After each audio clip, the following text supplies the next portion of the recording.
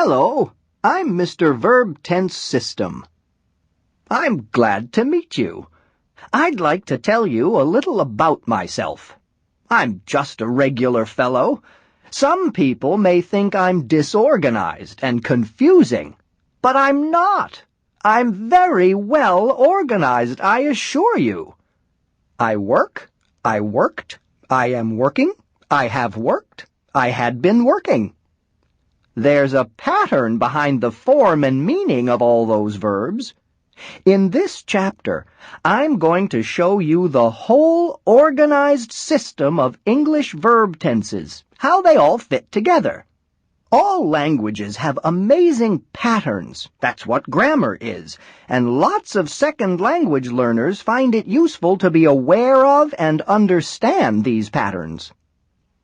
My job in this chapter is to give you an overview, a broad understanding. Then you'll look at each verb tense in more detail in the chapters that follow. See you in Chart 1-1. Hello, Mr. Verb Tense System here with you again. I know you're already familiar with my simple tenses.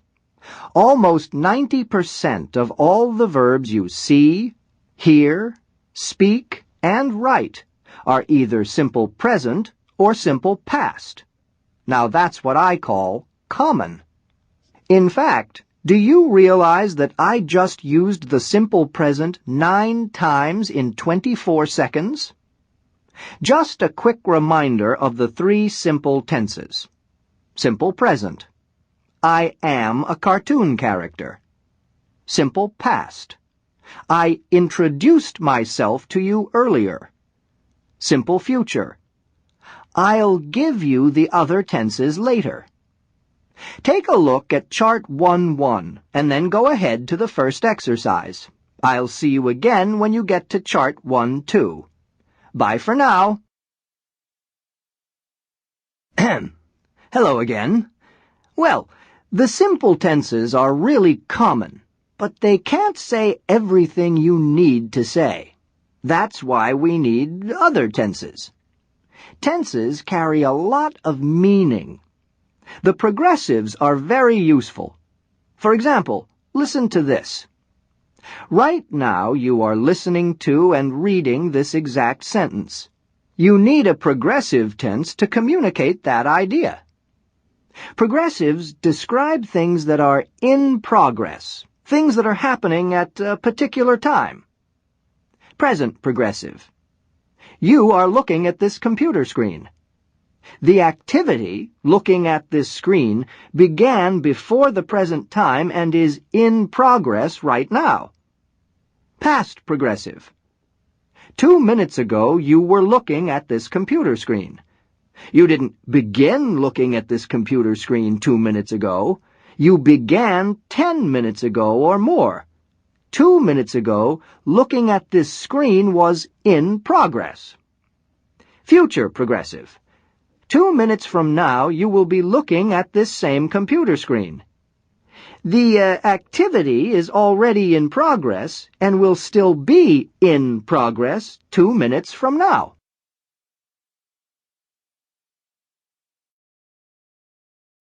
Hello, me again, Mr. Verb Tense System. So far, so good, I hope. That's a way of saying that I hope things have gone okay for you up to this point. So far, we've looked at the simple tenses and the progressive tenses. Now let's look at the perfect tenses.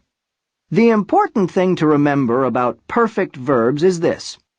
They tell you that something happened before a given time. In other words, before now, or before a time in the past, or before a time in the future. So far, you have done 2 exercises in this chapter. That's an example of the present perfect. It means you finished 2 exercises before now, before the present moment. Before you began the second exercise, you had finished the first one. That's the past perfect. Before you go on to the next chapter, you will have done 15 exercises in this chapter. That's the future perfect. Hello there. Mr. Verb Tense System here, again. I have only one more set of verbs to tell you about. The perfect progressives. As you know, progressive verbs care about what is in progress at a particular time.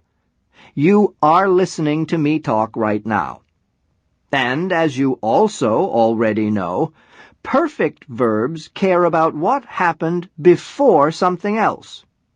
You have listened to me talk before. That means before now. Well, perfect progressive verbs care about how long something is in progress before something else. You have been listening to me talk for the last 46 seconds. That means the last 46 seconds before now.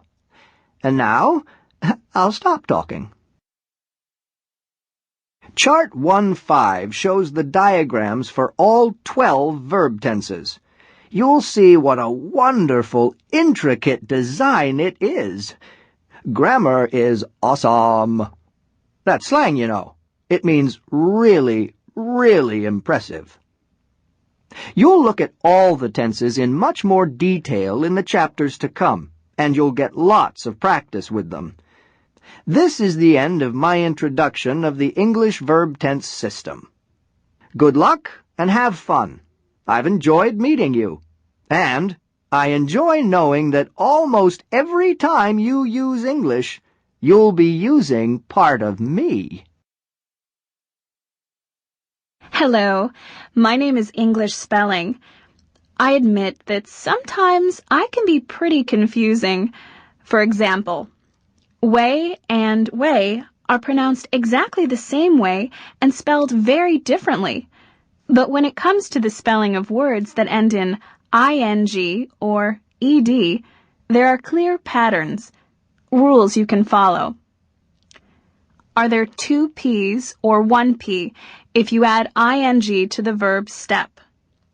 2, because there's only one vowel. An E in front of the P. Stepping, with a double P. Are there two P's or one P if you add ing to the verb keep? 1, because there are two vowels. 2 E's in front of the P. Keeping, with a single P.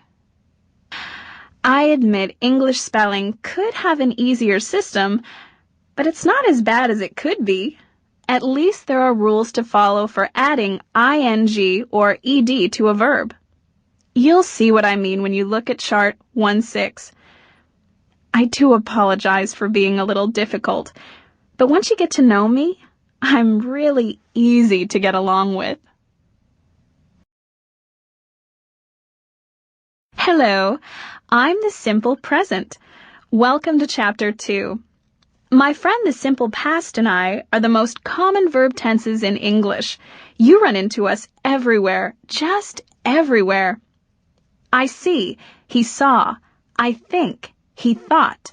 I talk, he talked. I use do and does for questions and negatives. Do you see it? He doesn't see it. My friend the simple past uses did. Did you see it? He didn't see it. But you already know that. You'll also hear from our progressive cousins in this chapter. You know them. They're the ones who say, I am talking to you now. He was talking to you earlier. They'll explain how they're different from us and when you use them. We hope you enjoy getting to know all of us better. Present and past, simple and progressive. You just can't avoid running into us all the time. You can start this chapter with the preview, where we'll show you ourselves in action. I'll be seeing you. Hello, I'm the simple present. You know me well. You've been using me since the first day you began to study English. I'm a student. He's a student. Remember those days long ago when you first started studying English? When you think of me, the simple present, think of the sun. The sun does the same thing every day. It rises, it sets. It rises, it sets. Over and over. That's what I talk about. Things that are the same every day. I talk about timeless truths, like the sun rises in the east. And I talk about habits, like I get up at 6:30 every morning. The tricky part of me is that darn final S. The sun rises. The sun sets. I'm really pretty easy to get along with, except for that troublesome final S. Hi, I'm the present progressive. I'm a modern, live-for-today kind of guy. I don't care about timeless truths. I live for right now. My fellow verb tense, the simple present, cares about what you do every day, but I care about what you're doing right now. Let me guess. You're looking at this computer screen. You're listening to me speak. You're reading my words at the same time. How am I doing? Am I right? Are you doing these things? The simple present tells you that the sun rises and sets every day. Present progressive tells you that the sun is shining right now. Or not, as the case may be. Perhaps the sun isn't shining right now where you are. Maybe it's night where you are. Well, you can be sure that the sun is shining somewhere in the world right at this very minute that I'm speaking to you. I'm stative verb. Hello. So what's a stative verb? It means I talk about states. No, not states like California or Florida. A state is a general condition that exists, like your state of mind. Are you confused, worried? Or your emotional state. Are you happy, sad, angry? The opposite of a stative verb is an action verb. Stative verbs are sometimes called non-action verbs. If you like chocolate, that's a state that exists. It doesn't involve action. Eating chocolate involves action. Enjoying it at the same time is an active thing. But liking chocolate does not involve action. So if you pop a piece of chocolate into your mouth, you can say, I'm eating chocolate. I'm enjoying it a lot. But no matter how good it tastes, in English, you can't say, I'm liking chocolate, because like is a stative verb. You need to say, I like chocolate. Verbs with stative meanings aren't used in progressive verb tenses. You can check that out in the chart. Remember me? I'm the one who talks about what is happening right now. I'm the present progressive. I rarely have anything to do with be plus adjective. It's okay to say Anne is happy, but it's not okay to say Anne is being happy. Or it's okay to say I'm hungry right now, but not I'm being hungry right now. Be is a stative verb and is not used in progressive tenses. Except, yes, English always seems to have an except to everything, doesn't it? Sometimes it's okay to use be plus adjective in the present progressive. I'm being difficult, I know. When you read the chart, you'll see how it works. I'm a regular verb. I'm orderly and predictable. Do you want to use me in the simple past? Just add ed to my simple present form. That's the form you'll find in a dictionary. Work becomes worked, learn becomes learned, visit becomes visited. I come from a really big family. 99.99% of all English verbs are regular verbs. And I'm an irregular verb. I don't end in ed. I have a variety of past forms. Go becomes went. Give becomes gave. Buy becomes bought. There aren't a lot of us irregular verbs in English, only 200 or so, but don't think you can just ignore us. We're just too common. You'll use us every single day you speak English. Before we get to pronouncing ED, I need to explain something to you. Say the word stop. Stop. When you say the P, all you're doing is blowing air through your lips. P. Now say the word rob. Rob. When you say the B, sound comes from your throat. Your throat is in your neck. B. The P sound, P, is a voiceless sound. Less on the end of a word means without. P is a sound that is made without your voice, without sounds from your throat. The B sound, B, is a voiced sound, a sound that comes from your throat. Now we come to how to pronounce ED. My ED endings have 3 different pronunciations. First, there is T, as in stopped. When a verb ends in a voiceless sound, you pronounce ED as T, stopped. Then there is D, as in robbed.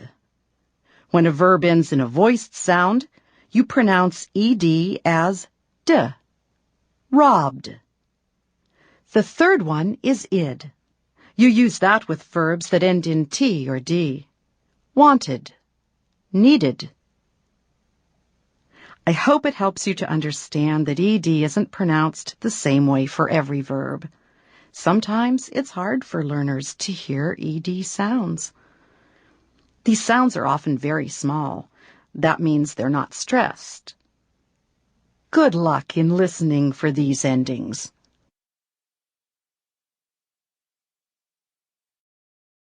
Sing, sang, sung, ring, rang, rung, hide, hid, hidden, ride, rode, ridden, buy, bought, bought, put, put.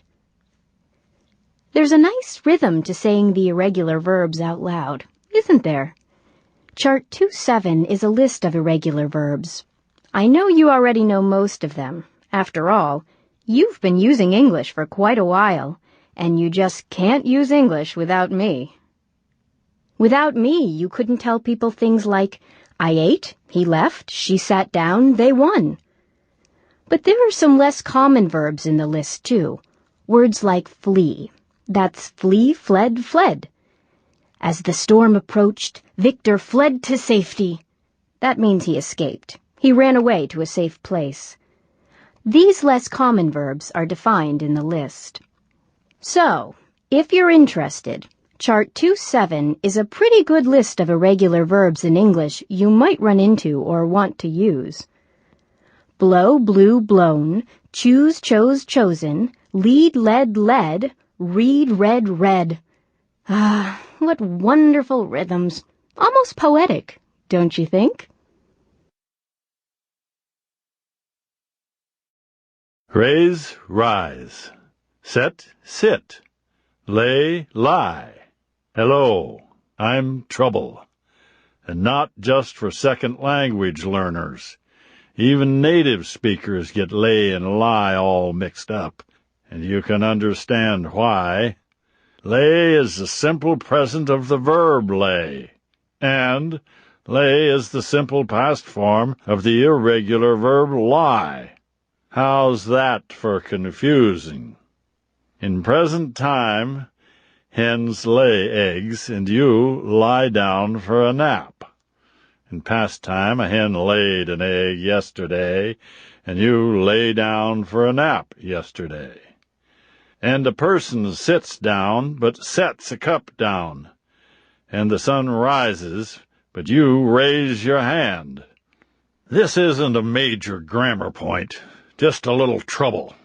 I'll tell you a secret. What you need to pay attention to is which verb is followed by an object and which one is not. If you can keep that in mind, they won't cause you any trouble. Well, I guess you could say they'll cause you less trouble, I hope. These verbs can be just plain troublesome. I'm the simple past. Am I important? You bet I am. I hold all the memories of humankind. Human history is thousands of years old, and I'm the one who tells you what happened when. I'm the one who tells you the ancient Egyptians built the pyramids almost 5,000 years ago. Of course, I'm also the one who tells you that a few seconds ago you clicked the play button to listen to me talk. Here's a well-known quote from George Santayana, a Spanish-born philosopher. Those who cannot remember the past are condemned to repeat it. See how important I am?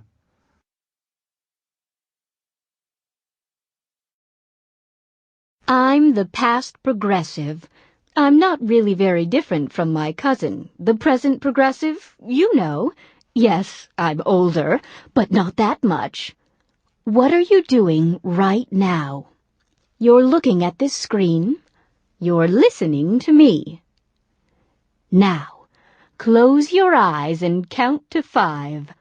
1, 2, 3, 4, 5. Okay, what were you doing 5 seconds ago? You were looking at this screen. You were listening to me. Here's a quick quiz. Think about this sentence. I was sleeping when the phone rang. Which one started before the other? The sleeping or the ringing of the phone? Right. My sleep started before the phone rang. You use me, the past progressive, to say what was in progress at a particular time in the past. That's pretty much the main thing you need to know about me.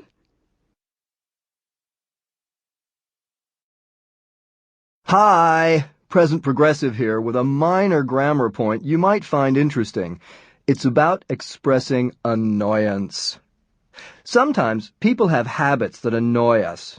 Want to know what annoys me and why? Well, I work in an office. First, there's my boss. She's always calling meetings. Meetings, meetings, meetings. I can't get any work done. Then there's the guy in the office next to mine.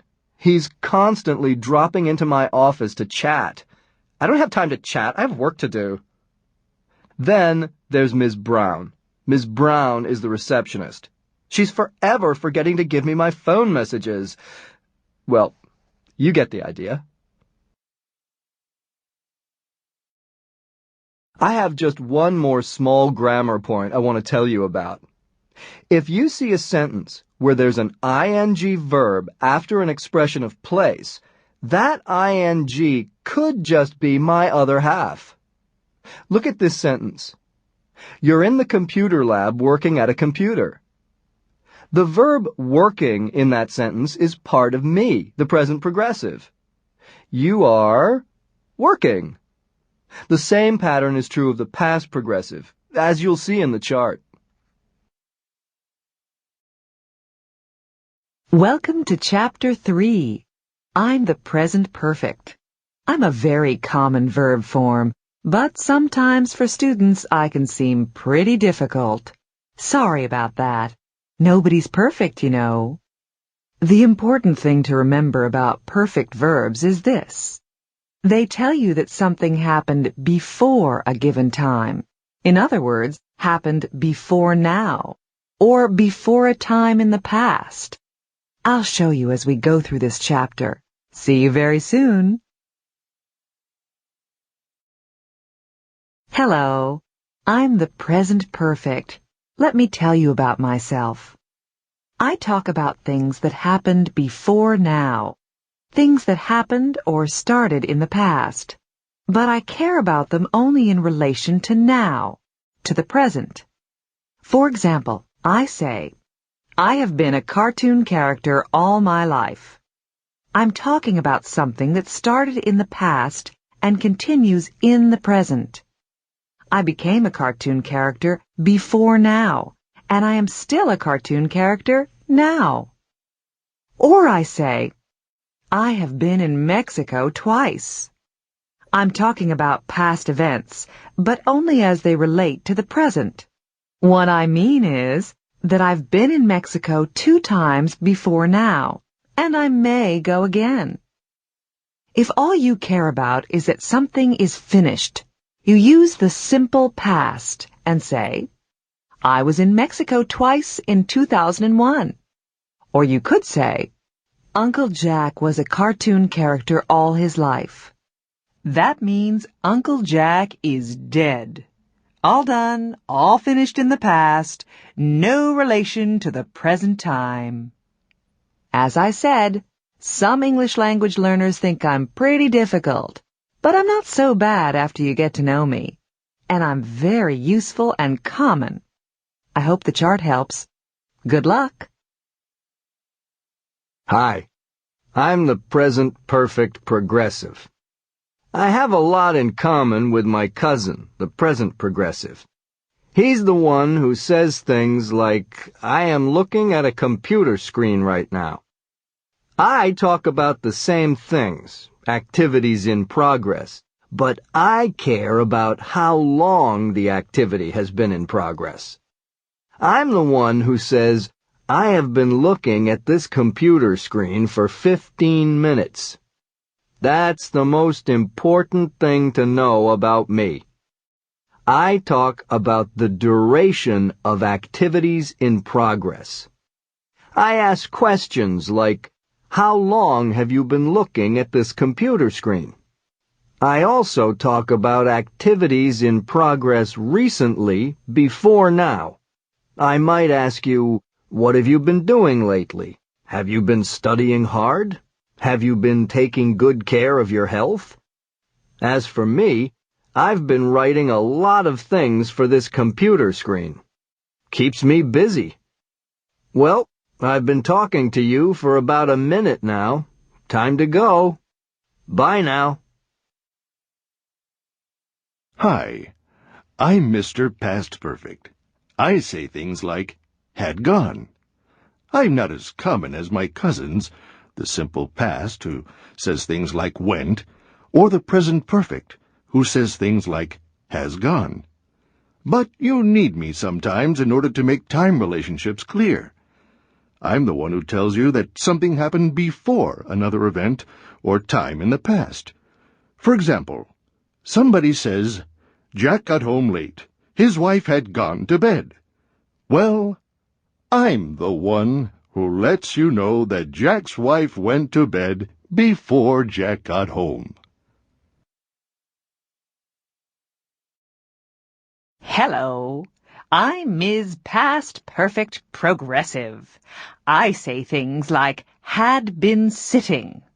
You probably won't need me very much. I'm not a frequently used tense, but sometimes I'm the only one who can say what I can say. You know how the present perfect progressive tells you how long something has been in progress before now? Do you remember him? He's the young man with the earring. He'll say things like, I have been sitting at this computer for 30 minutes. I think I'll get up and stretch my muscles. Well, I, Ms. Past Perfect Progressive, tell you how long something had been in progress before another event in the past. So, I'll say, I had been sitting at my computer for 30 minutes when I decided to get up and stretch my muscles. And that's who I am. Glad to make your acquaintance.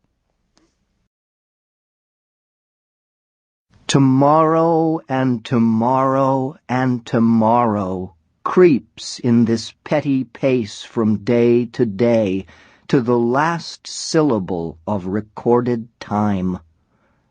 That's a quote from Shakespeare. It means that tomorrow always comes.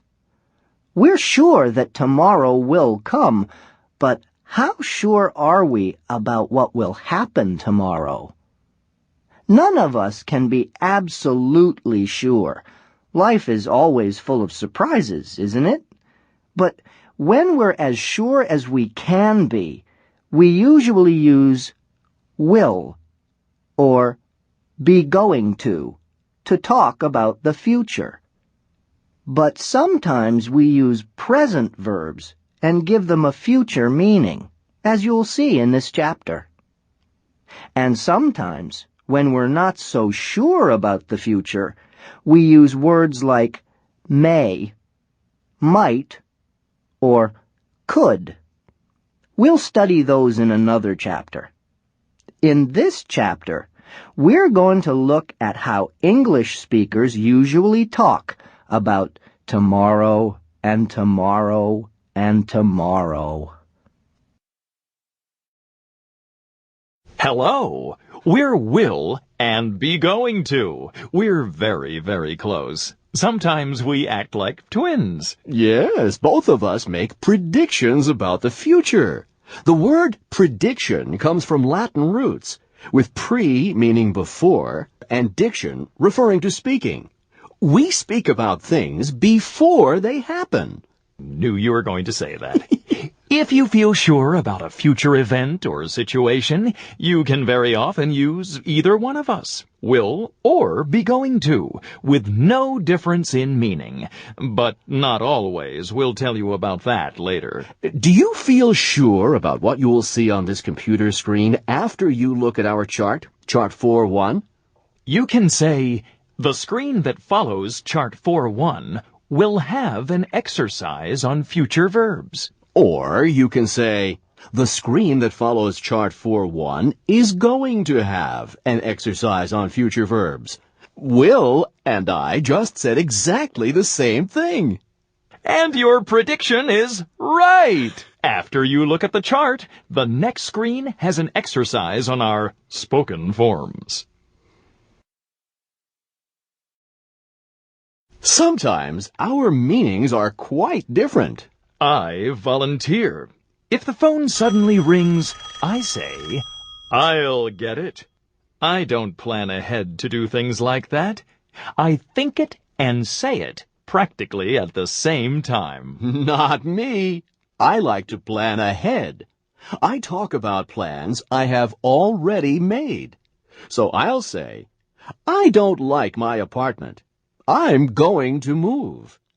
That means I have already decided to move before I say it.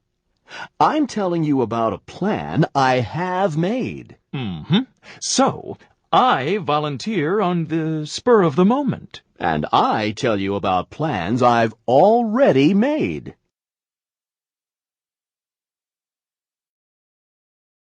Hello, I'm adverb, clause of time, but you can just call me time clause. All my friends do.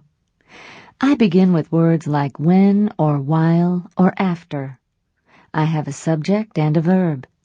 I say things like, after Ali studies chart 4.3. I don't express a complete idea by myself, so I always attach myself to another idea. After Ali studies chart 4.3, he's going to do an exercise. I know it doesn't make a lot of sense, but when I talk about a future event, I use a present tense. Yes, I use a present tense, but my meaning is future. Don't ask me why, it's a long story. After you read chart 4.3, you'll see what I mean. You already know us. We're present tenses. But sometimes we don't have anything to do with present events or present time. Instead, we talk about the future. That's right. We're present tenses who talk about the future. But only in special circumstances.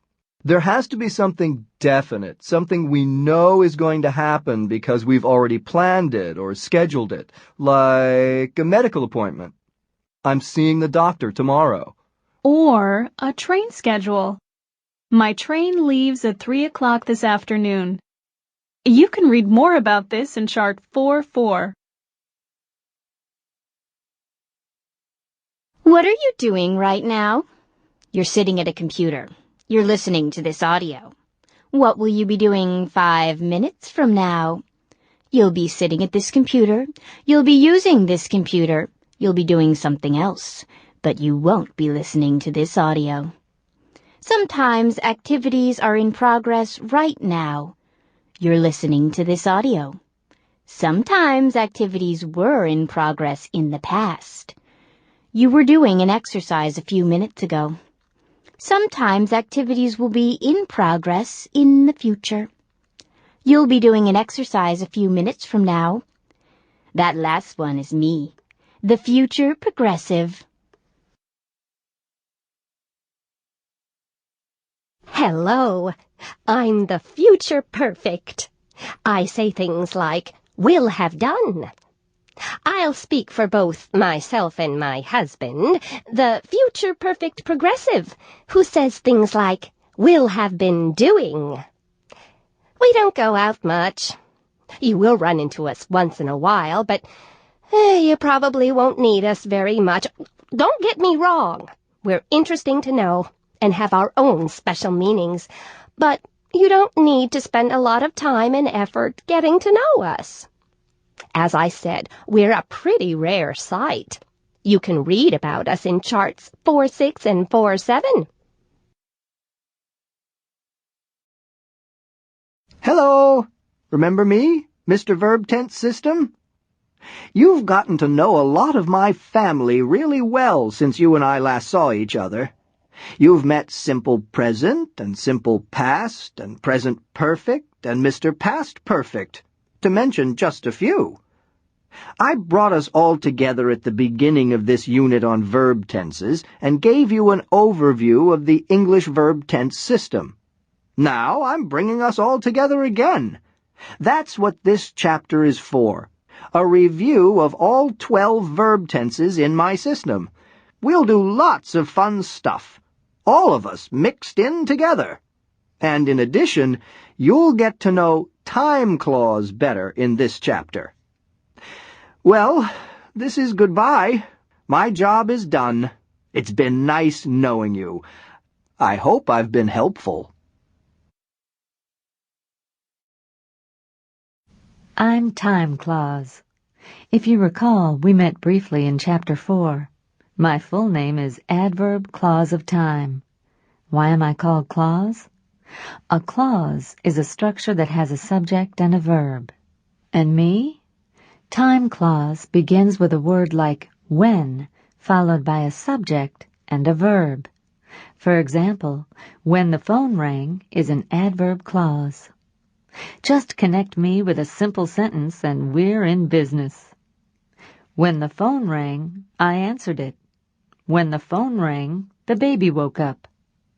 You can find out how to punctuate me in the chart that follows. See you later. Hi, it's me again, time clause. As you know, I show time relationships. I let people know that something happened before something else, or at the same time, or after something else. Things like that. I say things like, I brushed my teeth before I went to bed. Nobody brushes their teeth after they go to bed. After I went to bed, I turned out the light. Here are some of the words I use to introduce myself. After, while, since, before, as soon as, when, until, by the time.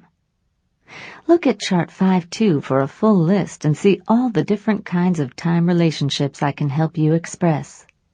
By the time you're done with this chapter, you will have used lots of time clauses and lots of different verb tenses. I hope you enjoy yourself while you're finishing this chapter. The next time you see me, I'll be with the rest of my family in Chapter 17. We adverb clauses have a whole chapter of our own. That's how important we are.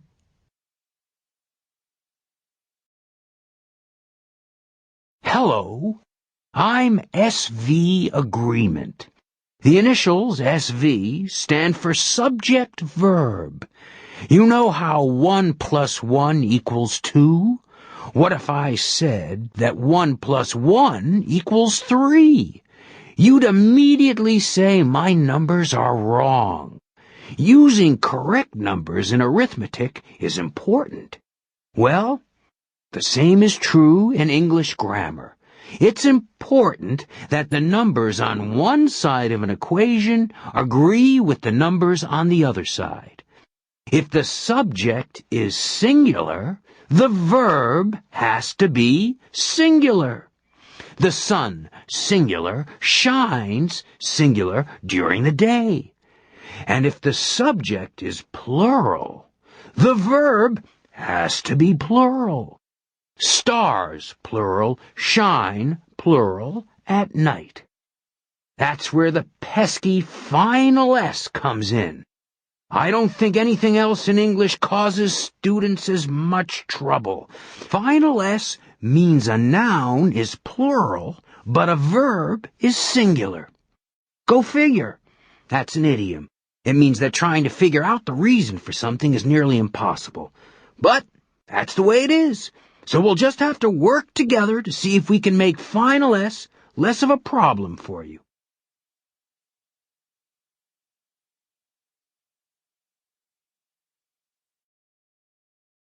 Yeah, it's me. I know you already know me.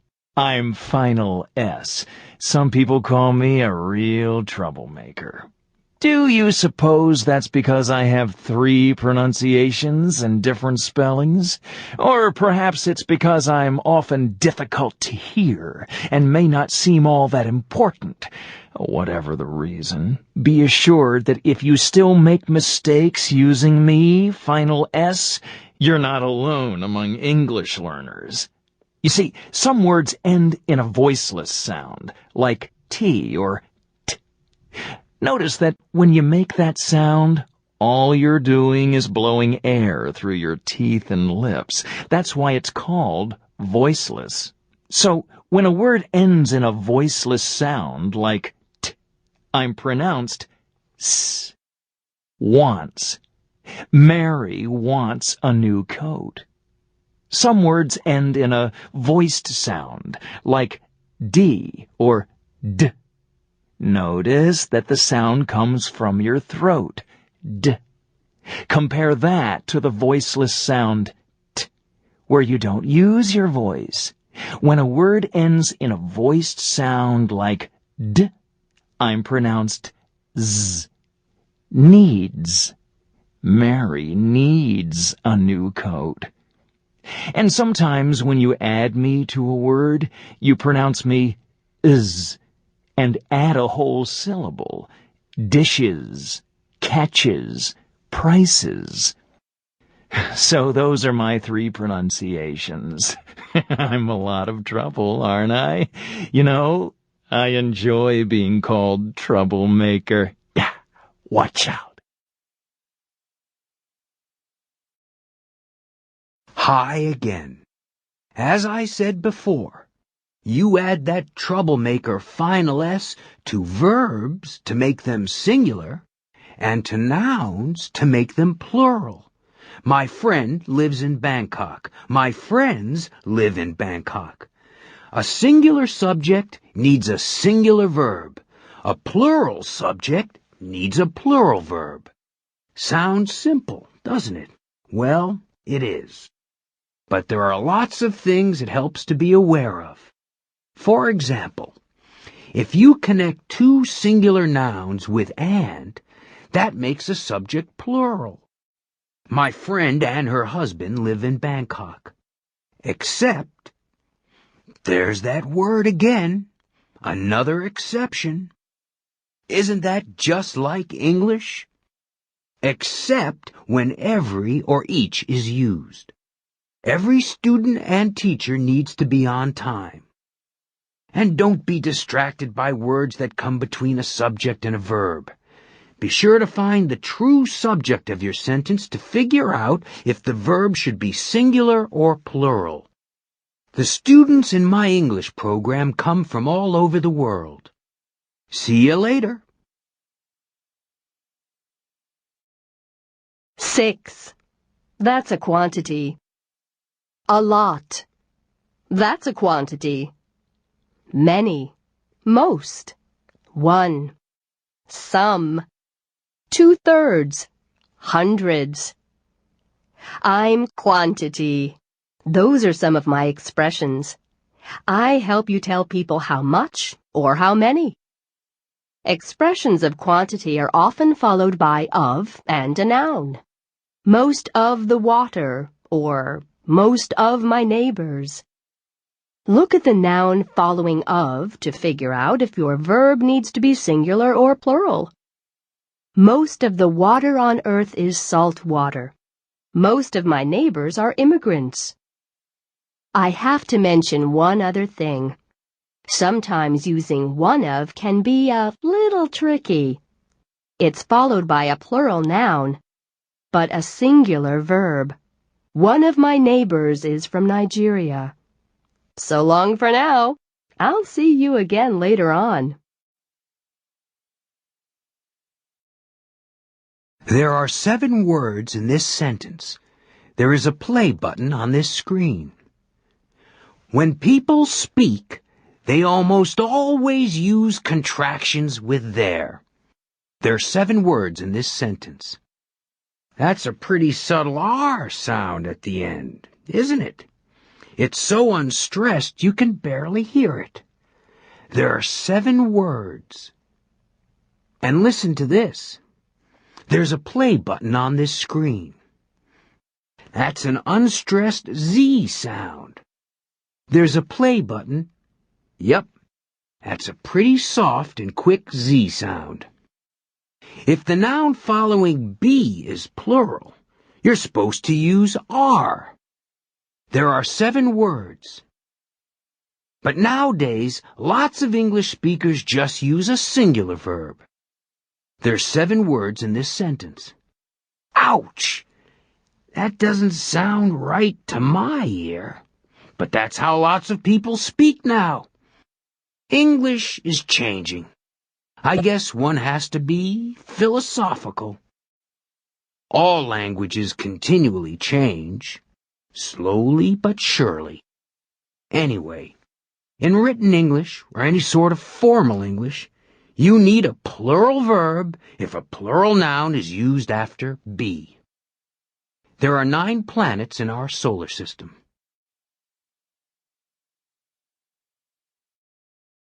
Ah, if only grammar rules were ironclad. Something like, if a noun ends in S, it's plural. Alas, that's just not so. Sometimes nouns that end in S are singular. At least they're singular for the purposes of grammar. Like the United States. There are 50 states. States is a plural noun. But grammatically, the United States is singular. The United States is a big country. There are other words like that in English. You can read about them in Chart 6.5. Of course, then there are some nouns that don't end in S, but are plural anyway. People, police, cattle. Sometimes you'd think English pulls these tricks just to confuse the learners. No, it's just the way languages develop. All languages have oddities and exceptions. One last little point I'll mention about subject-verb agreement. If you say English, you're talking about the language and it's singular. English is not my first language.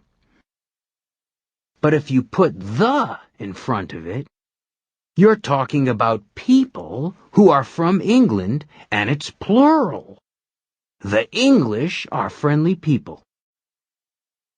Anyway, it's just a small point. Thought you might be interested in how that works. So long now. I've enjoyed our time together.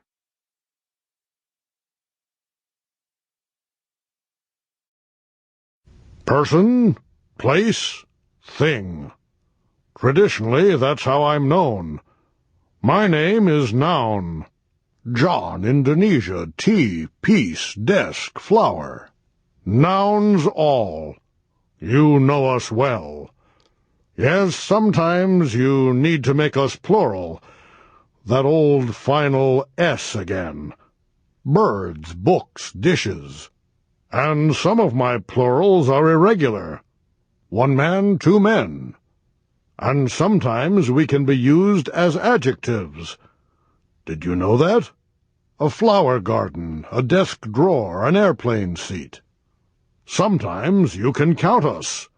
One thing, two things, three things, four things. And sometimes you can't count us. Nouns such as peace or information. You can't put one or two or any number in front of peace or information. Sometimes you use the. I like the color of your eyes. Sometimes you use a. Green is a color. And sometimes nothing. Blue and red are colors. Ah, yes, articles. When and how to use the and a. Vexing sometimes, isn't it? Well, that's just one of the things we'll be talking about in this chapter. Welcome to Noun Village, my home.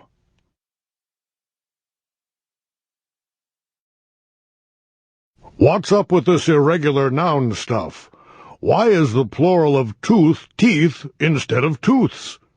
How come leaf becomes leaves, but the plural of belief is beliefs? And what's up with bacteria? How did English end up with a plural noun like that? Ah, good questions. English has a long history. Some words just didn't change with the times and kept their old forms. On top of that, English borrowed words from other languages. All languages do, you know. So we get words like bacteria, which is a Latin plural. Chart 7.1 will show you many of the irregular noun plurals in English and give you a good summary of some of the most common ones. Ones like men, women, children, feet, teeth, potatoes, lives, shelves. Those are irregular plurals you should just know, because the words are so common. But you want to know what my advice is for a lot of the others in the list? When in doubt, use your dictionary. Even native English speakers can have trouble remembering how to spell the plurals of some nouns that end in O. How about buffalo? Is it buffaloes or buffaloes? Even I would use my dictionary. Turns out both forms are okay. As I said, just use your dictionary when in doubt.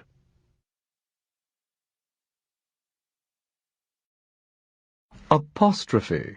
Apostrophe. That's me. I look like a comma, but I'm higher up. You use me in contractions when you leave a letter out, right?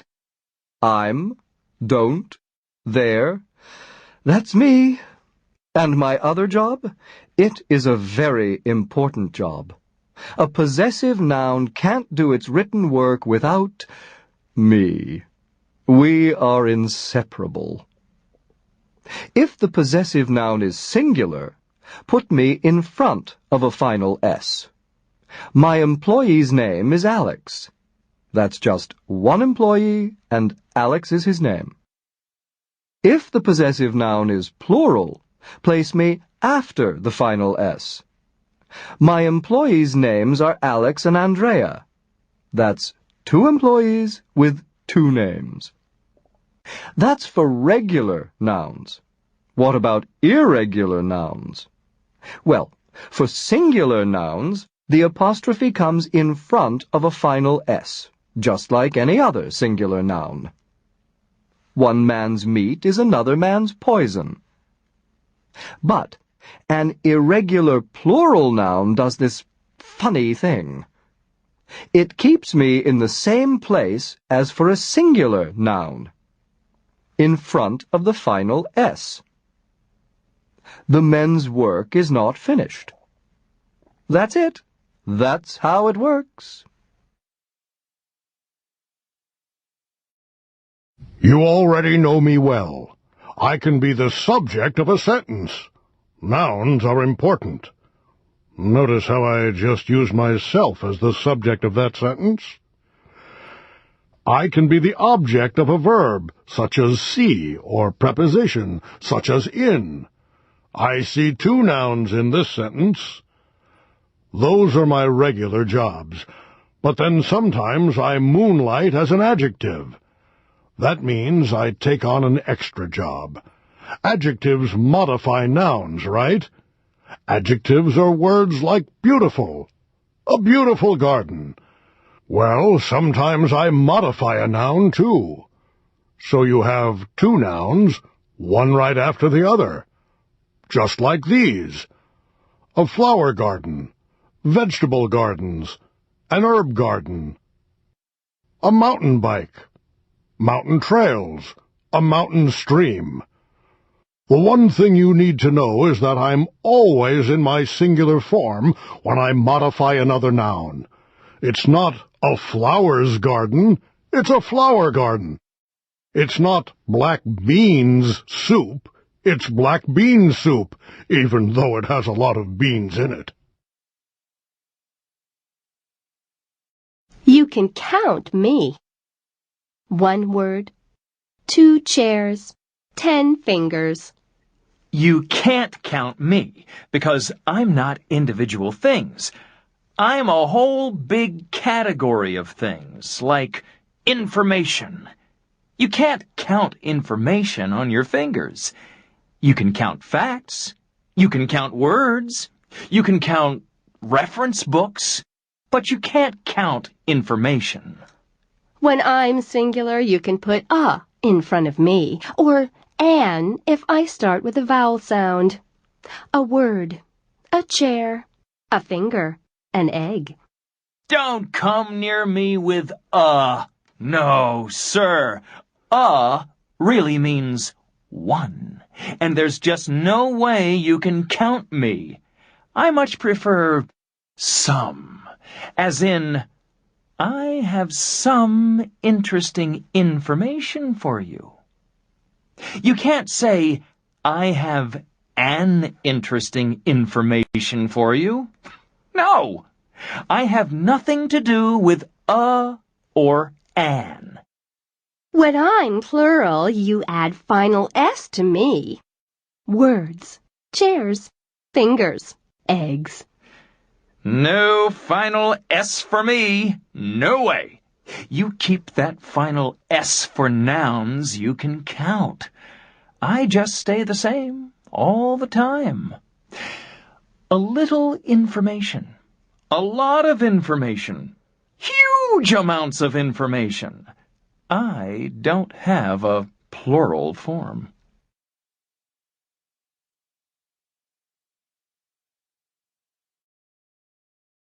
Hey, some things come in wholes, big general categories made up of lots of smaller parts.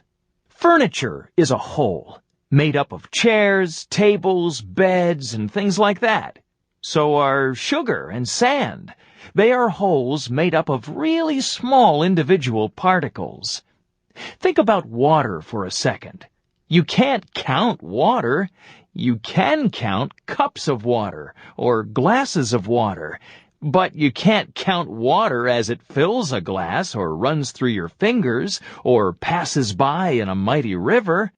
Water is a non-count noun. Non-count nouns are wholes like furniture.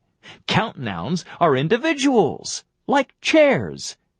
But isn't that just like English? There's always a but. But there are many nouns that can be used as either. They can be count or non-count, depending on what you want to say. For example, if you're talking about iron, the metal, it's non-count. 6,000 years ago, people used iron from meteorites to make tools and weapons. You can't say that people used irons 6,000 years ago. Now, using iron as a count noun changes its meaning.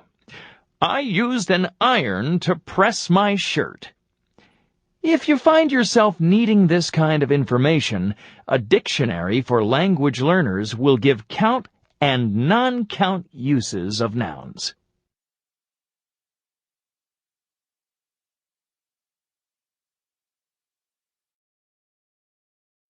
Happiness and peace, algebra and geometry, Spanish and Arabic. All of those nouns are non-count. You can't count these wholes. Chart 7.6 gives you a good sampling of nouns that are usually or always used as non-count nouns, meaning they aren't used with a or in the plural. Words like jewelry and scenery, rice and corn, health and knowledge, Chinese, chemistry, soccer, and weather. Hope this sampling of non-count nouns helps. I understand that count versus non-count nouns is one of the more bothersome parts of English grammar. But without understanding the difference, it would be almost impossible to get even a basic understanding of how articles are used in English. My good friend Count Noun and I wish you well.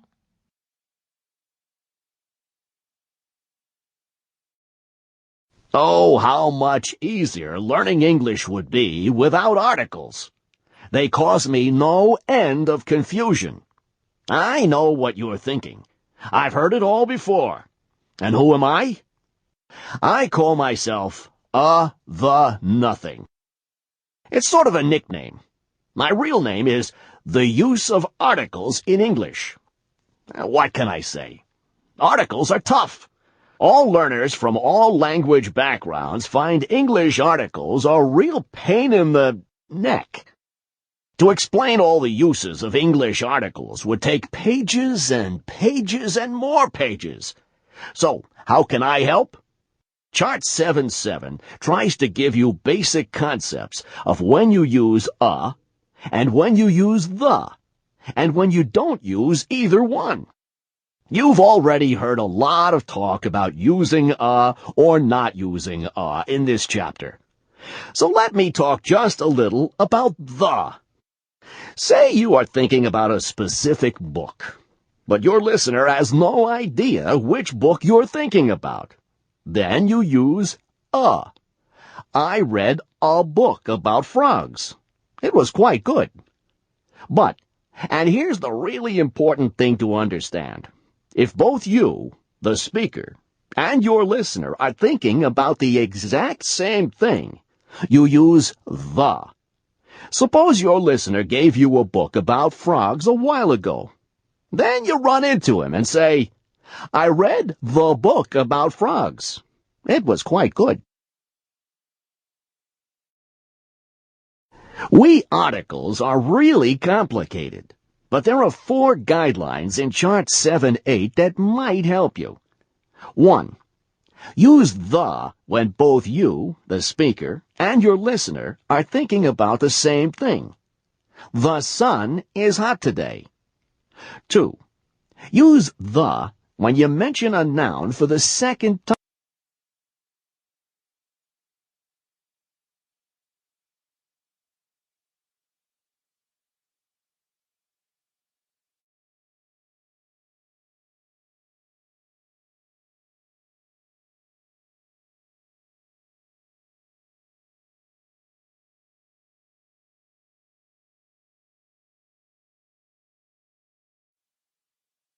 I'm quantity, you know.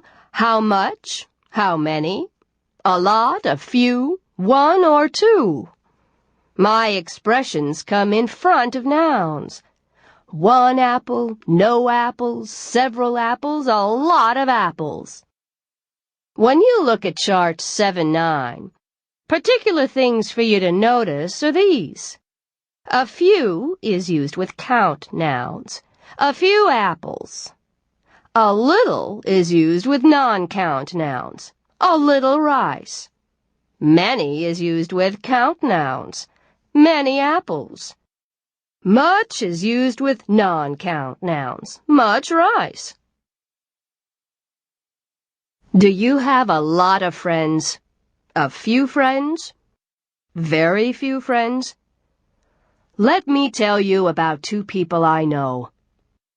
Anton lives alone. His family is far away.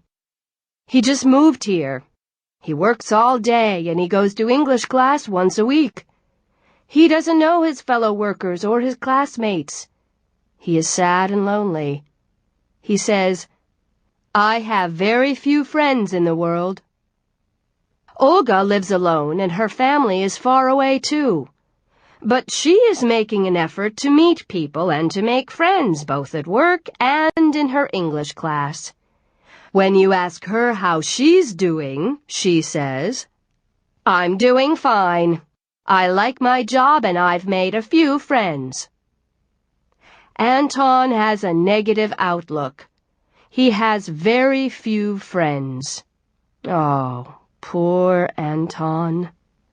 He spends very little time with other people. Olga has a positive outlook. She's made a few friends. Isn't that wonderful? Good for Olga. She makes sure that she spends a little time with her friends every day.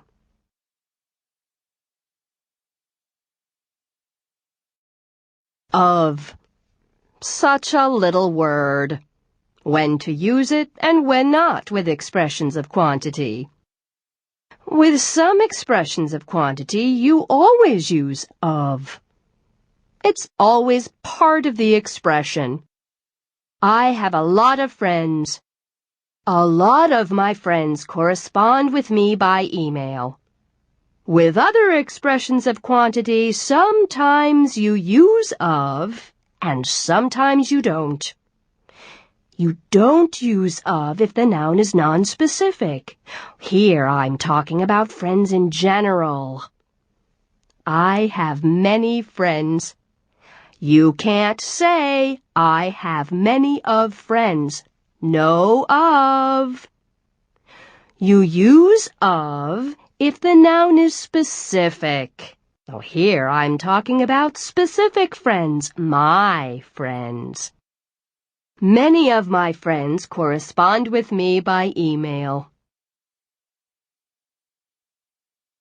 The information in Chart 712 is simple. Using of is optional with all when it's followed by a specific noun. I enjoy all of my friends. I enjoy all my friends. Using of is optional with both when it's followed by a specific noun. Both of my brothers go to school. Both my brothers go to school. There's no difference. How does this sound to you? Every people in the world want peace. Nope, that doesn't work, does it?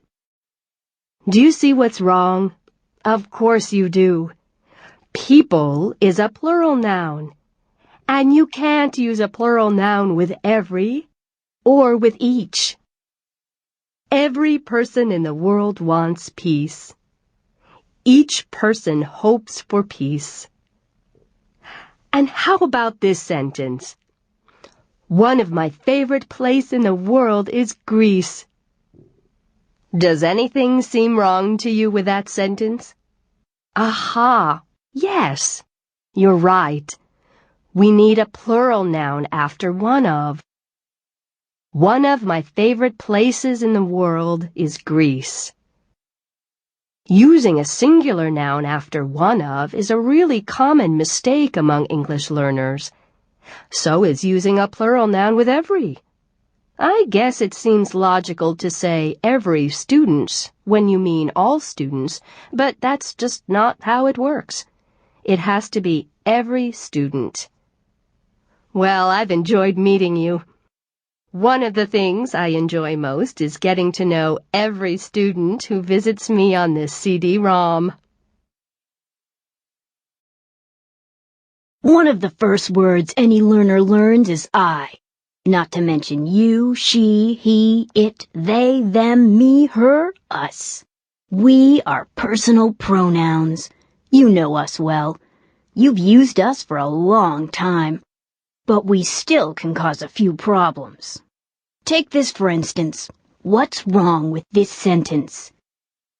Even if you've been using pronouns ever since you started learning English, it can still sometimes cause a few problems. See the problem? Got it? Right. We can't use it. We have to use they to refer to a plural noun. Even if you've been using pronouns ever since you started learning English, they can still sometimes cause a few problems. So, that's what we'll do in this chapter. Talk about pronoun usage. I'll share a secret with you. Native speakers have a few problems with pronoun agreement, too. You can start with the chapter preview. It's a conversation about planning a party for a teacher. Did you notice its? Why didn't I use its? I bet you already know the answer to that question. If not, you'll find out in this chapter. Ready to check on your pronoun usage skill? Okay, let's go.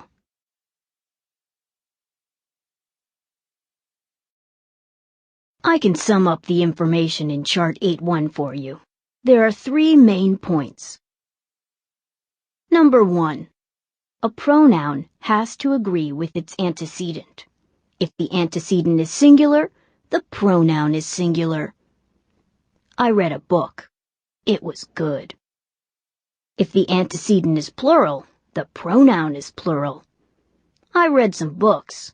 They were good. Number 2. Possessive adjectives are used only in front of nouns. This is her book. Possessive pronouns stand alone. This book is hers. Number 3. Its, no apostrophe, is a possessive adjective. You can't judge a book by its cover. That means the book's cover, a possessive. Its, with an apostrophe, means it is or it has. It's a nice day today, or it's been warm lately. That's pretty much what Chart 8.1 has to say.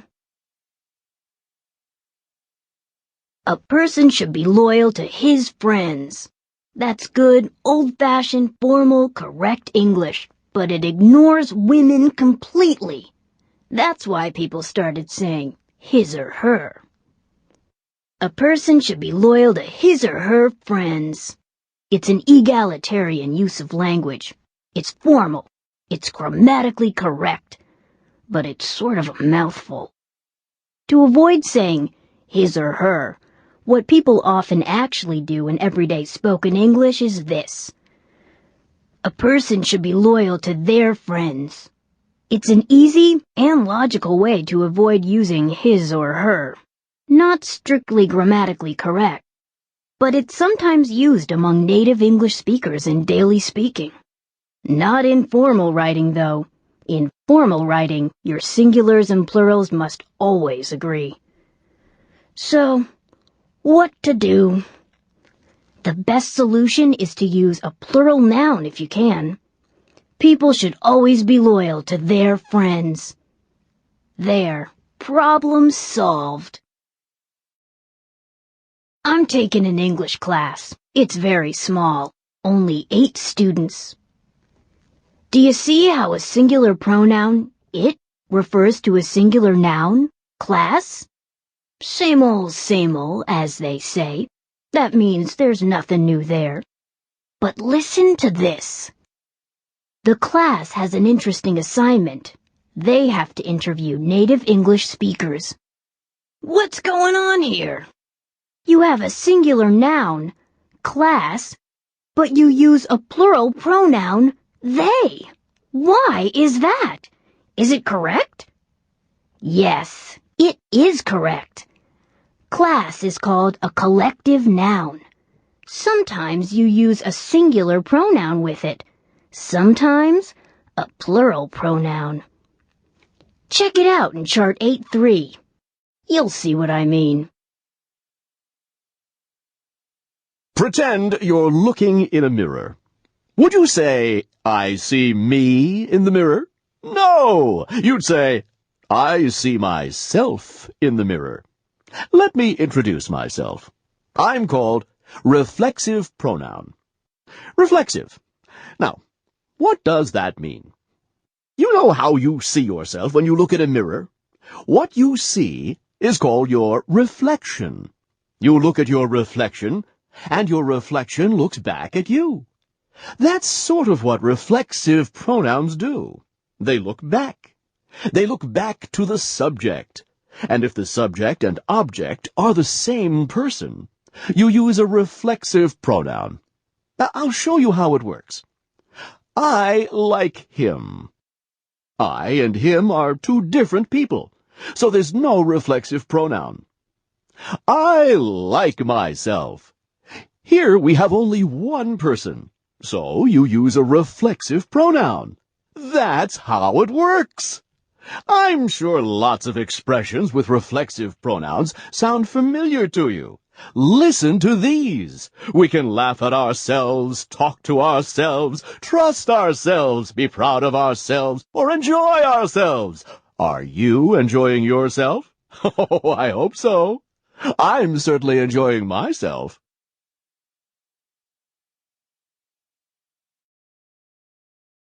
Hello. I'm nobody in particular. I'm everybody. I'm all people in general. I am your impersonal pronoun. When people use one as a pronoun, they mean everyone, anybody, all people. One should always do one's best. How does one get a driver's license in this state? That's pretty formal. People don't use one a lot in speaking. They use you instead. How do you get a driver's license in this state?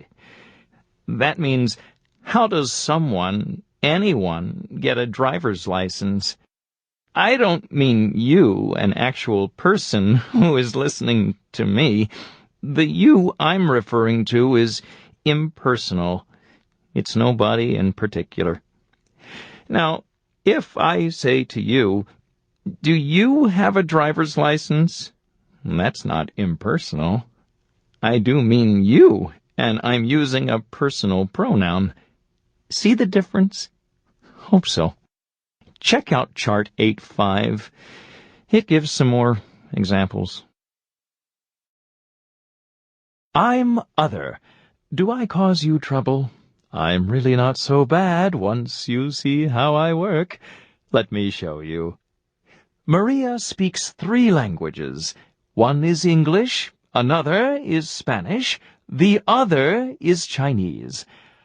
I used another to say one more in addition.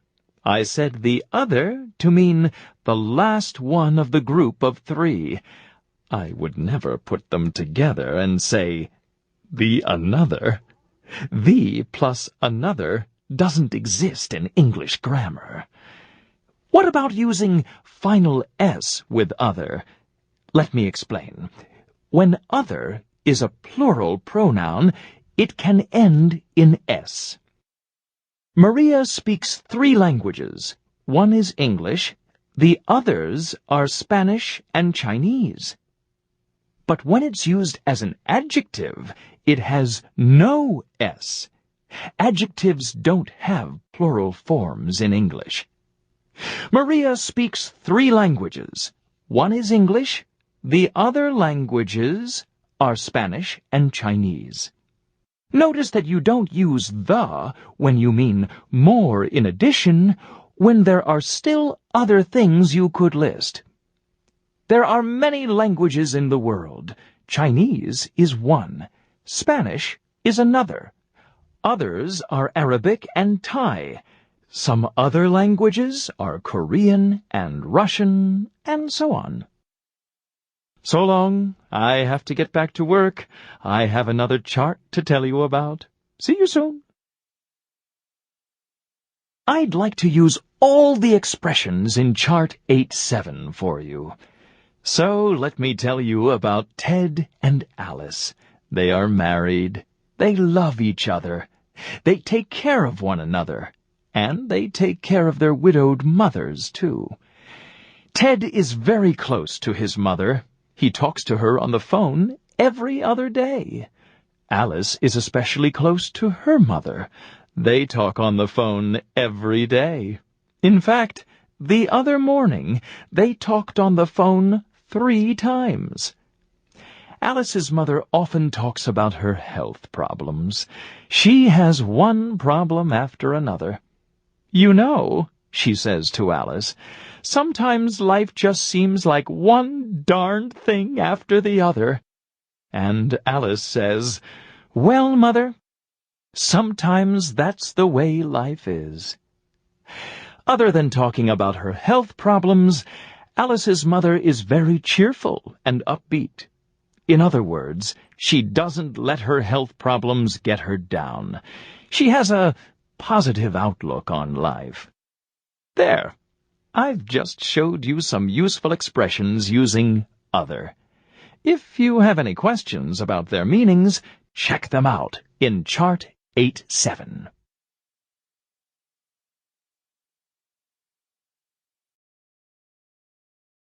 Greetings! I'm Ms. Modal. That's short for Ms. Modal Auxiliary.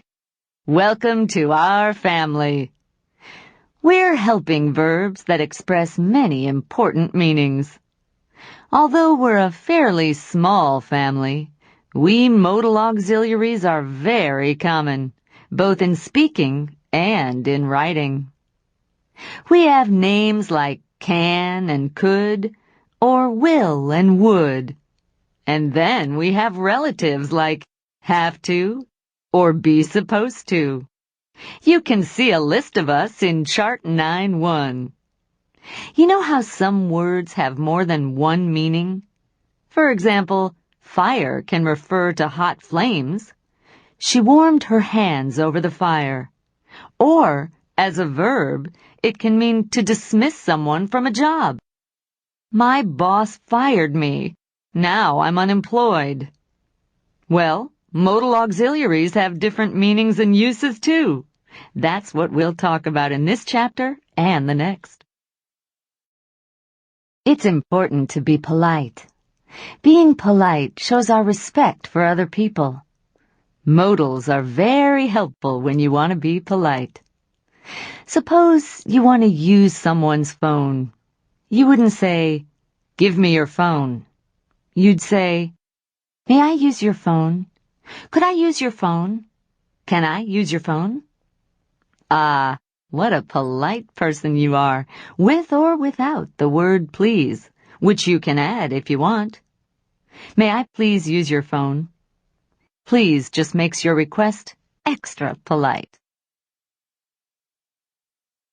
Suppose you want someone to open a window. You could say, "Open the window, it's hot in here." That's not very polite, is it? How about saying, "Could you open the window? Thank you." Now, isn't that better? Much more polite. You could just as easily say, "Will you open the window, please?" Or, "Would you open the window?" Or a little more informally, "Can you please open the window?" There's really no difference in meaning in those 4 requests with could, will, would, and can. They're all polite ways of asking someone to open a window, with or without please. Of course, politeness is often determined by the tone of voice. What if someone says, "Would you please turn that music down? I'm trying to study." That doesn't sound very polite. He's using a polite form, but he sounds angry. So being polite is not just what you say, it's how you say it, too.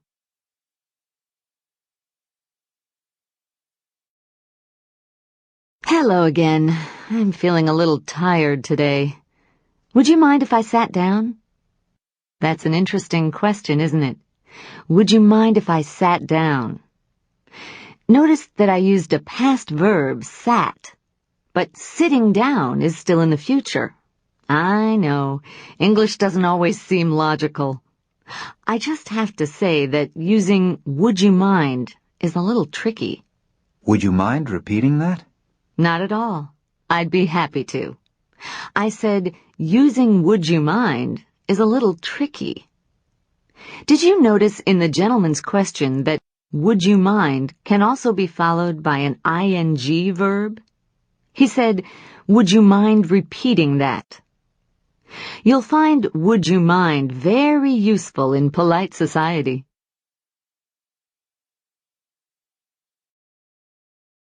I am must, and I don't fool around. When I say something, I mean business.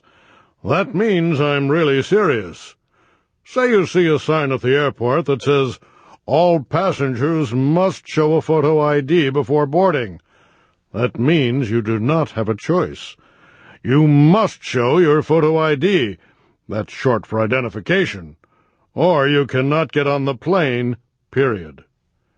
People don't use must a lot in everyday conversation to say something is necessary. They use have to instead. I have to stop at the post office and get some stamps. Then I have to go to the market. After that, I have to pick up my son at his school and take him to the dentist. Have to is also common in writing, but not have got to. That's pretty much only for speaking.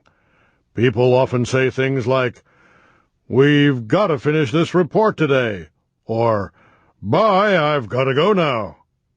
All three of us, must, have to, and have got to, mean pretty much the same thing, but we're used a little differently.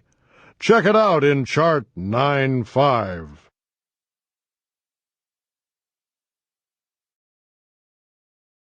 I must. Remember that I told you I don't fool around? I'm a serious guy who gives strong messages. I give especially strong messages when I combine with not. Johnny, you must not touch the stove. It's hot. That means do not do this. It is prohibited. My friend, have to, doesn't give this message in the negative. Not have to just means something isn't necessary. Johnny, you don't have to eat your peas if you don't want them. My name is Should. I give advice. I tell you that something is or is not a good idea. You're a student, so I say to you, you should study hard. You shouldn't put off doing your assignments. Ought to and I are practically twins. You should do your assignments. You ought to do your assignments. We just said exactly the same thing. Had better gives advice too, but in a strong way, by implying there might be a bad result if you don't follow the advice. For example, you're in a car. Your friend is driving over the speed limit. You say, "You'd better slow down.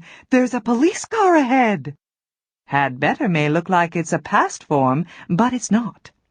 Another one of those crazy things in English grammar. In this case, a past verb had does not mean past time. Had better means present or future time, and it's used pretty much only in spoken, not written English. And sometimes, in speaking, people drop had altogether and just say, "You better slow down." If you say, "I should have done something," it means you didn't do it, and probably means you're sorry you didn't do it. What happens if you forget to pay your electric bill? The power company cuts off your service, and you're at home in the dark. What do you say to yourself? "I should have paid my electric bill." But that's life, isn't it? We all make mistakes. Sometimes we regret things and say, "I shouldn't have done that," or "I should have done this." So it goes. We're only human. Hello. I'm supposed to. I'm a cartoon character, and I'm supposed to tell you about myself. So I will. Sometimes life just seems full of duties and obligations, doesn't it? Full of things that other people expect from us. Full of promises we have made. Full of rules we need to follow. Say you're a student.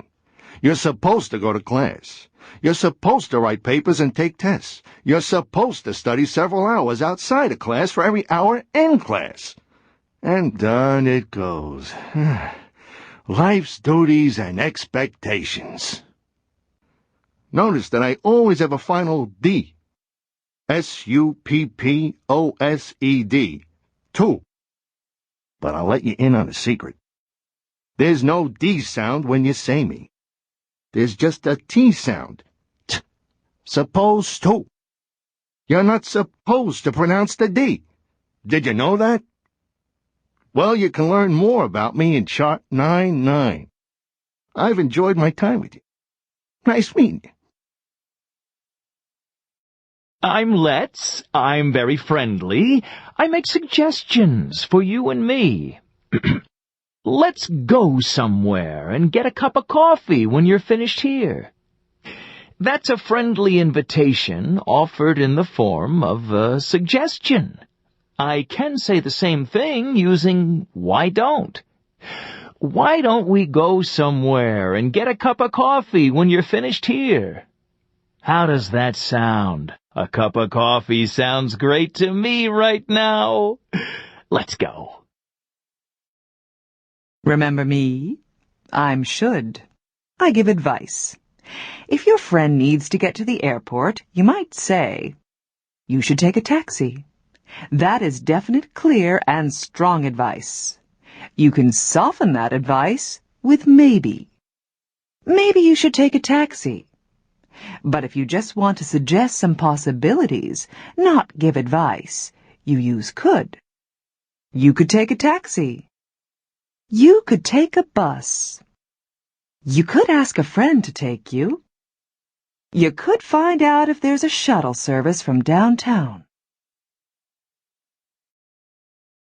Do you remember when I was talking to you at the beginning of Chapter 9, and I said each modal has several meanings?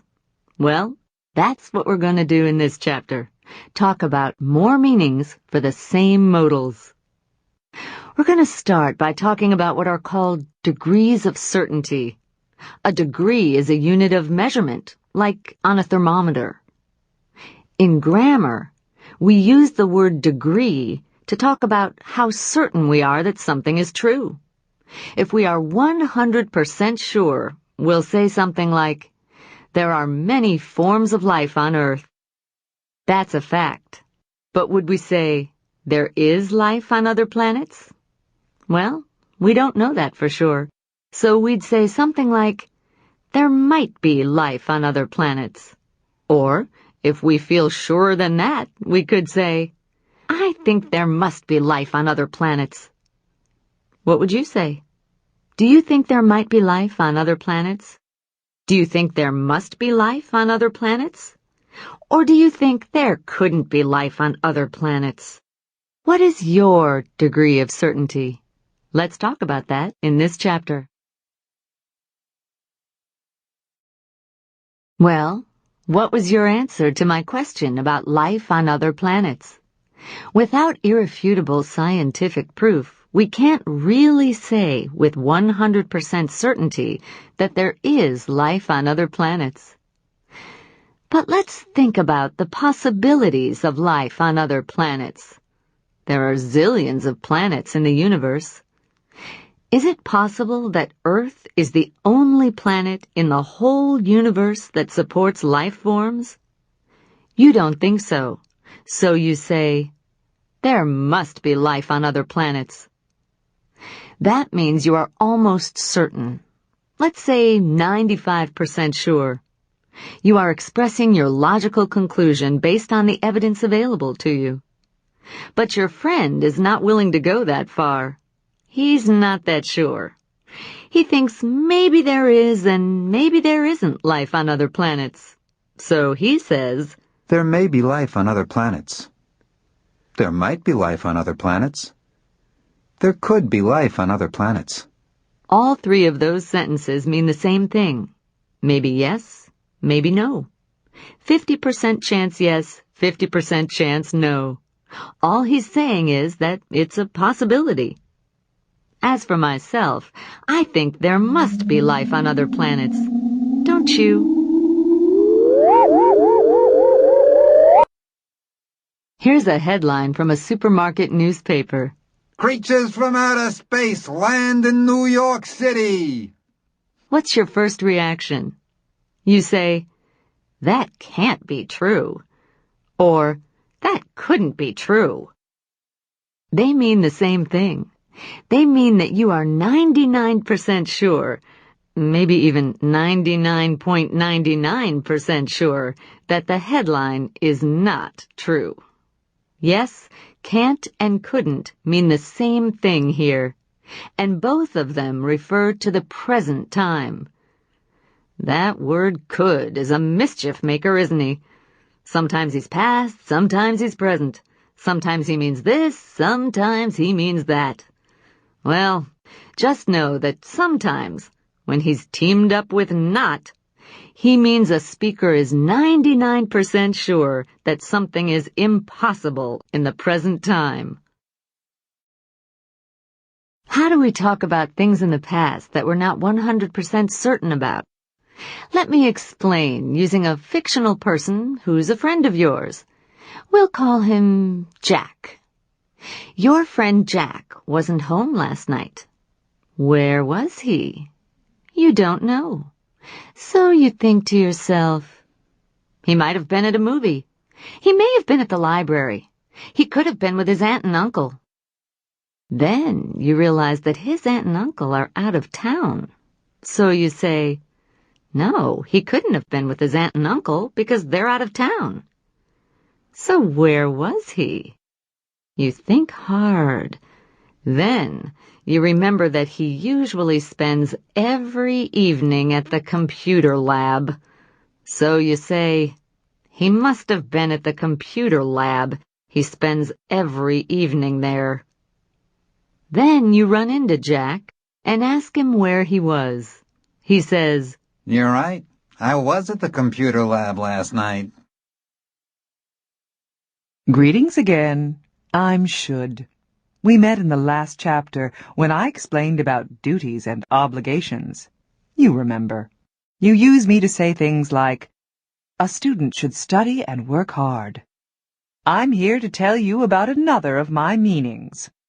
You can use me to talk about what you're almost sure, say 90% or even 95% sure will happen in the future.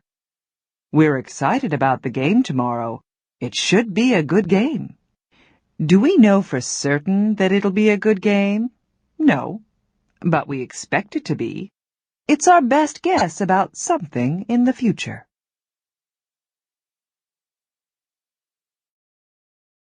let's talk about right now. What's your weather like right now? Is it raining? I have no idea what the weather is like today where you are, but I can make a guess. It may be raining right now, or it could be snowing. I don't know. And what about yesterday when you came to the computer lab?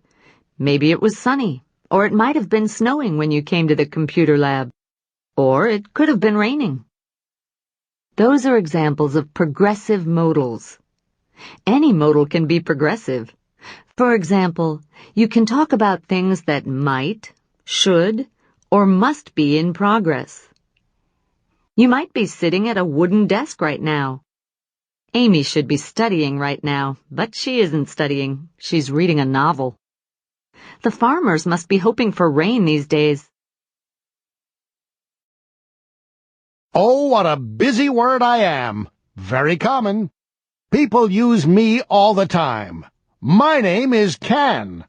The chart that follows gives you my basic information. I know you're already very familiar with me, so I just want to take a moment to tell you about my pronunciation. I am called Can, but what you're going to hear most times is Kin. What do you want to know? You can ask me anything. Did you hear it? I become a very quick small sound. What do you want to know?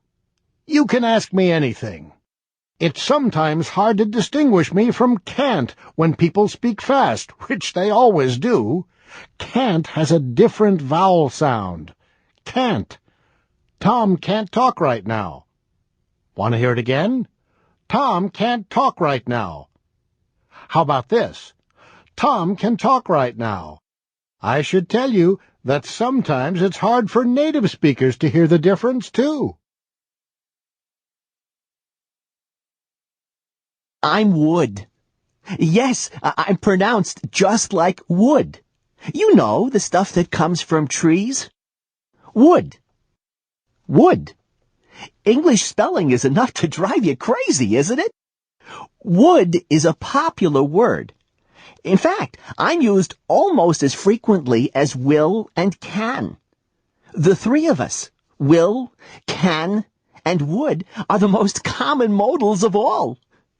One of the reasons I'm so popular is that I have so many uses, and I'm going to tell you about one of them now. You can use would to talk about things that happened again and again, happened over and over in the past. Let me see. How can I explain this? Well, what do you remember about summers during your childhood? Let me tell you a little about mine. Every day, I would play outside with the other children in the neighborhood. We would play games like hide and seek or softball. There was a lake not far from my house. My sister and I would go swimming almost every day. We'd lie in the sun and get really hot. Then we'd run into the lake to cool off and swim. We did that over and over. I have lots of good memories about summertime. Do you too? What would you do on hot sunny days? Would here. Sometimes I team up with rather. Together we talk about preferences. We're polite and a little fanciful. That means we allow your imagination to play around. What do I mean by that? Well, you're sitting at a computer right now. Where would you rather be? Use your imagination. What would you rather be doing? Let me guess. You'd rather be at the beach. You'd rather be swimming. Am I right? When people speak, they almost always contract would. And I end up being a tiny soft d sound that's hard to hear unless you know it's there. Can you hear the contracted would in these sentences? Listen, I'd rather be at the beach. Most people would rather be at the beach. The D seems almost non-existent, but it is there. Listen again. I'd rather be at the beach. Most people would rather be at the beach. I'll see you again. As I said, I have lots of uses. One of the rules of English grammar is that you can't use two modals, one after the other. You can't say, I will can do it. No, that's two modals in a row, will and can. That just doesn't work. But, and this is the point of Chart 10.9, you can say, I will be able to do it. I should be able to do it. I might be able to do it. It's okay and usual to use a modal in front of be able to or have to, as you can see in the examples in Chart 10.9. This is the end of 2 chapters on my family, the modals. When you look at Chart 10.10, I hope you're impressed with yourself. Chart 10.10 is a summary of all the English modals and semi-modals. That's a lot of information about some very important words in English. And you've already studied all of it on this CD-ROM. Wow! That is an accomplishment. You must be very proud of yourself, as you should be. You can pat yourself on the back for a job well done. And now it's goodbye. You and I have spent a lot of time together, but now it's time for me to bid you farewell and leave you to finish the chapter on your own. Been nice knowing you. Come back and visit me sometime. You're always welcome.